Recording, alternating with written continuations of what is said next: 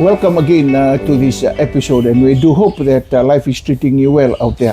For those of you who are undergoing challenges, male or female, this ministry you have not rocked up it by accident. God brought you here because there are some settings that we are going to share that will help you, help your relationship, help your marriage, help you communicate better. And that's ultimately one of the challenges in life, communication. Here with us again, Mrs. Danford. Welcome again to this episode. And there is an order that's always there. Whenever we come to any place, we like it to be in order. House in order, furnitures in order. The family, there is an order by God. Right? Would you like to explain that to women out there? When you are in the right order of the order of God, there is heaven on earth. Oh, yes.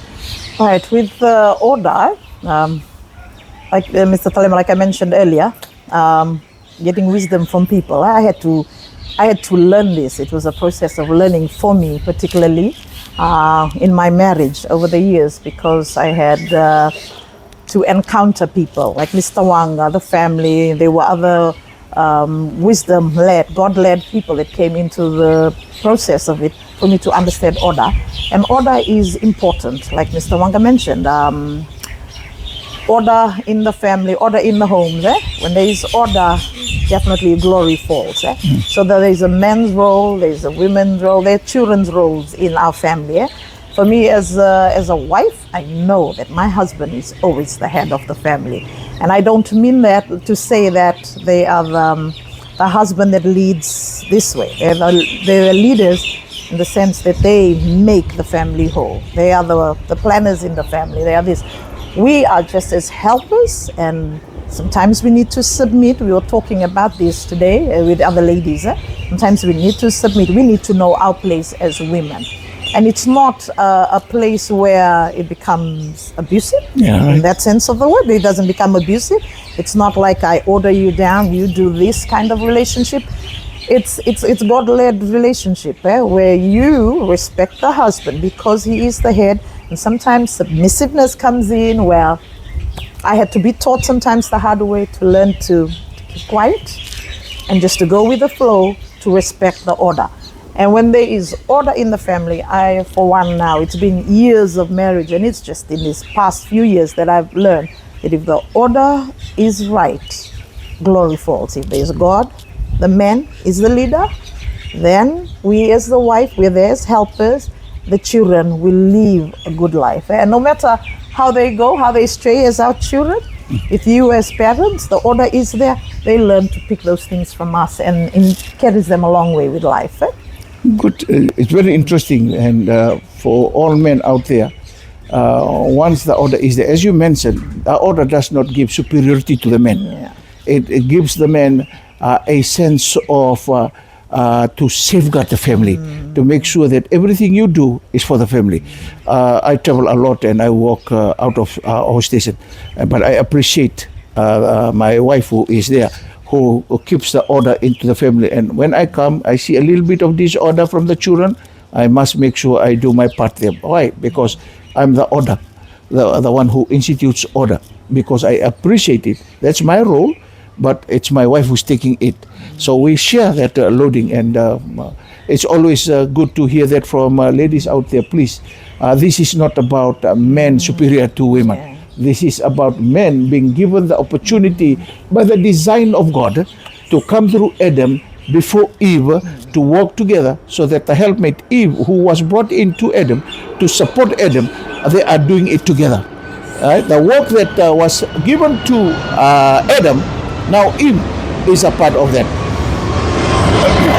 We are here in Nandi, and it's always good to see the aeroplane flying across, and we are so grateful that we have to understand that order that we are talking about. Furthermore, I believe there is always sometimes a challenge in which working women and non-working husbands, the order starts to be challenged in that. But whatever the configuration, whether the woman is more qualified, has more degrees than the husband, if you keep the order, the blessing, favor, protection of God flows. And the faster we understand that, more of God's favor comes upon the family. And to me, that is more worth it to respect than anything. We have come to my wife and myself over the years to realize what's hers, that she takes responsibility is hers, I support, and what is mine as the man of the house or husband, it's mine. We talk as a family, but I make the final decision. We talk as a family, she makes the final decision. That's what we have to agree on. What's hers, what is mine, and we walk on our own. Right? And we over the years we found out that unity and agreement is the biggest power on earth.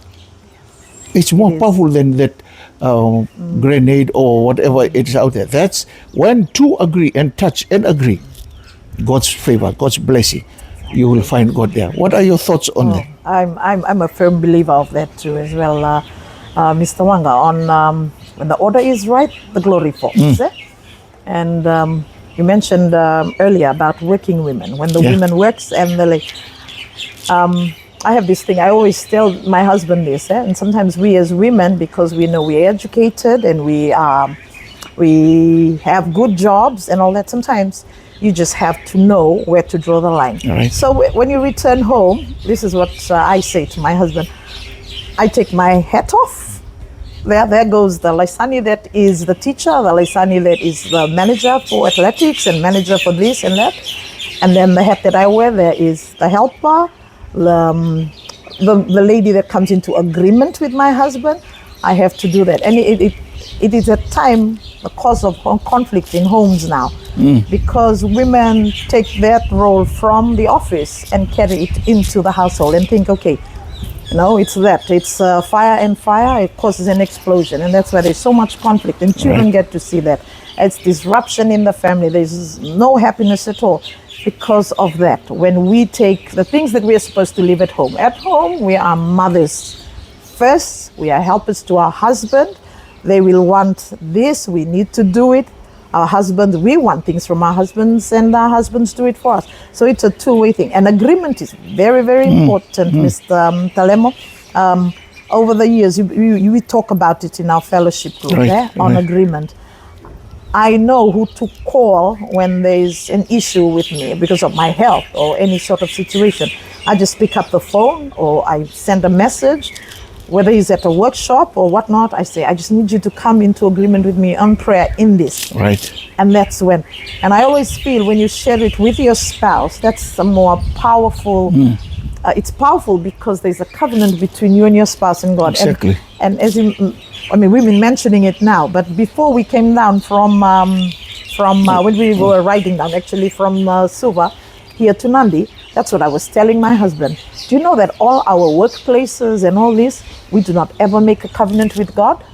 That it is through marriages only that we make a covenant with God. So this is one thing that we need to protect our marriage covenant and to protect that family unity so that there is blessing. So if we do not find favor and cover and all this, we just have to relook at ourselves. Exactly. I mean, it's not too late. Ask for assistance, ask for help on it. And there are those out there that can help maneuver you to the path and just assist you to say, okay, get this in order. And then for sure, glory and favor will fall upon families. No two ways about it. Beautiful. Well said. And one other topic that has been glaring now is a man who is now occasionally committing suicide.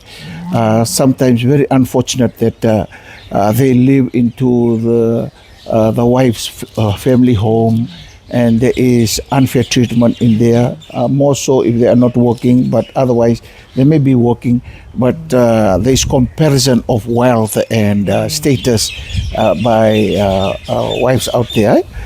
So we were talking as men, and in the Industrial Revolution, when it came, there was an explosion of workers. But when the war went, the war came, World War I, World War II, the men went to war, and therefore the workplace was left, and the wives, the females, started moving in. When they came back from war, there is now this workplace is now flooded by women too, who can do the job that used to be only done by men. Right? And that starts the use of women liberation making a headlines that they know they can do the job, they have the skills, sometimes the qualification and so forth. And sometimes women are more enduring in work than men. So this is where the two gender, if you might say, starts to headlock in some moments, who works and who stays. Now, I would like to come from there, from your angle. You have been straight after school, tertiary institution, graduation, worked. And now, it's almost a gap year. It's almost a year where you are stepping out, not working, and now you are fully reliant on your husband and your family to sustain you while you are doing your studies. From a student, no work, to a worker, and now back to a student, and relying on your husband. Sometimes the order starts to come also in that process, relying on your husband, being a good helpmate to your husband, but more so trusting God for your provision. Right? And some women out there, we need to empower women to realize that's the order. It's their husband's job to make sure he sustains the family.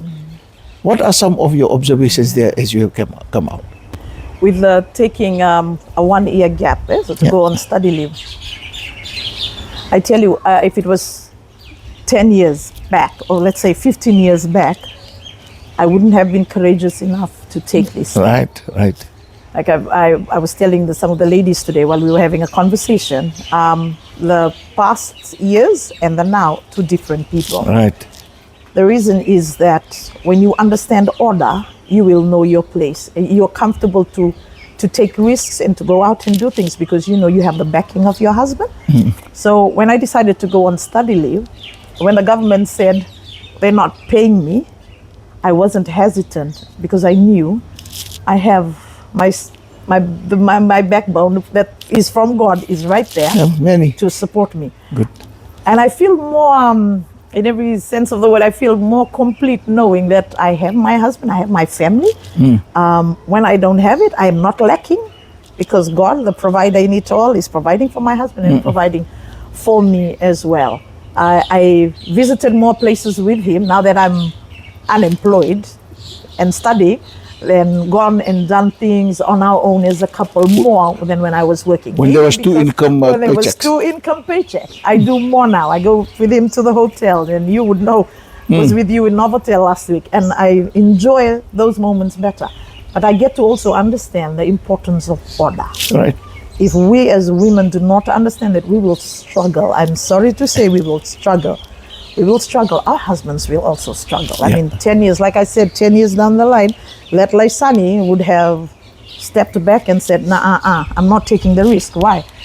First of all, I don't have money. And I'm so used to going to the ATM and taking money in and out. Now, you're there, you know your order, you know your place, you know that your husband supports. For me, I know my husband is there. I know my family is supporting me as well.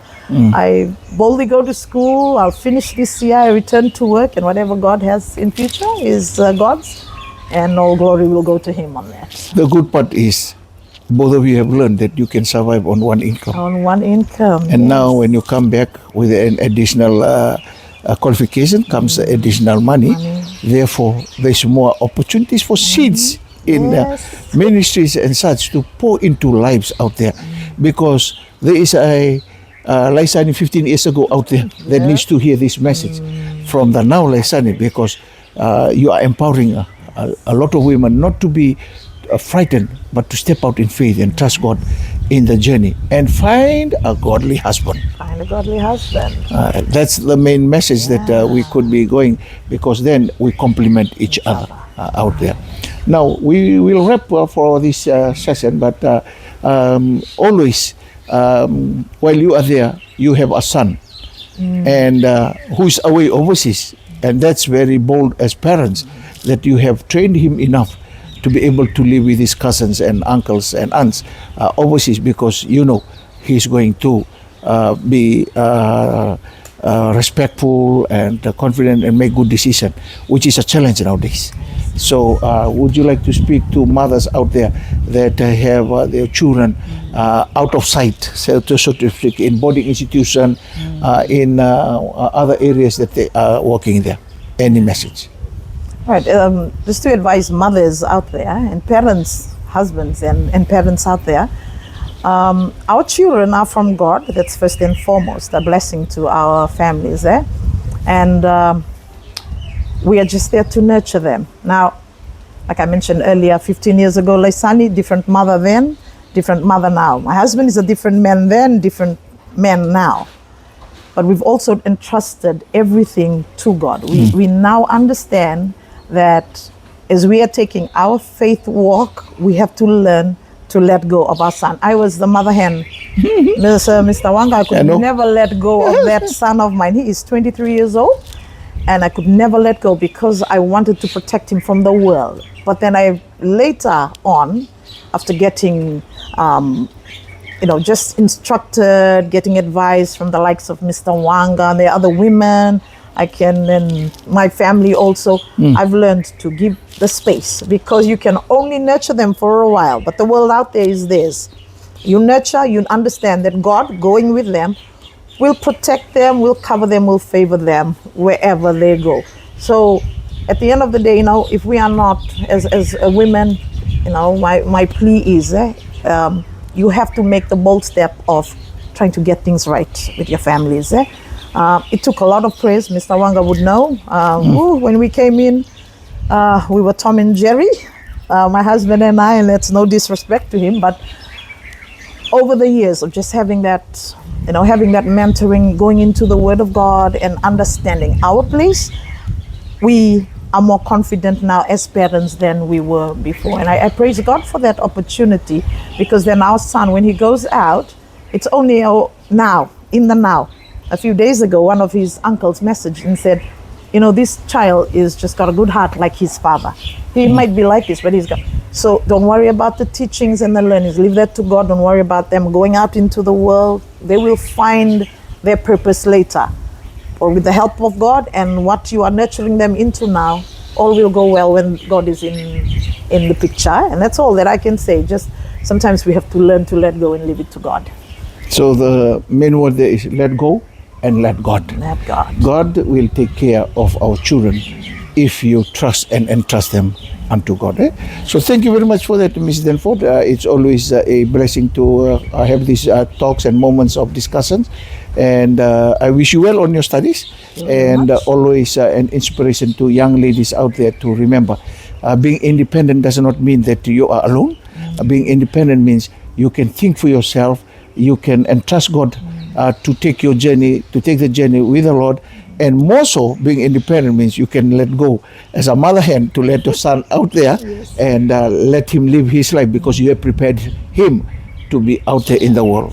The world out there is a challenging world, and but if they go out with God, that's the best thing that we do as parents. So, thank you very much for once again for this episode, and until we meet again in the next episode, Shalom. Shalom.